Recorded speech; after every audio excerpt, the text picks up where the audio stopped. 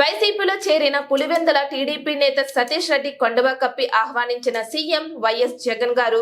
ఈ సందర్భంగా సతీష్ రెడ్డి గారు మాట్లాడుతూ 27 సంవత్సరాలుగా నేను టీడీపీ కోసం పనిచేశాను. నేను వైఎస్ ఫ్యామిలీని ఇబ్బంది పెట్టినా నన్ను సీఎం జగన్ ఆహ్వానించారు.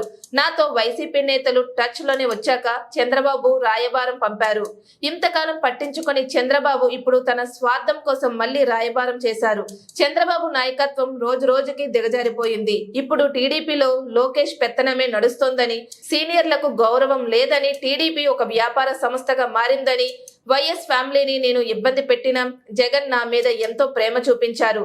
ఈ ప్రేమ ఆప్యాయతను ఎప్పటికీ మర్చిపోలేను. అలాంటి మంచి ఫ్యామిలీపై నేను ఎందుకు పోరాటం చేశానా అనిపించింది. సీఎం జగన్ ఏం చెబితే అదే చేస్తా. కార్యక్రమంలో కడప పార్లమెంట్ సభ్యులు వైఎస్ అవినాష్ రెడ్డి గారు, కె సురేష్ బాబు గారు, పొన్నపురెడ్డి, రామసుబ్బారెడ్డి గారు తదితరులు పాల్గొన్నారు.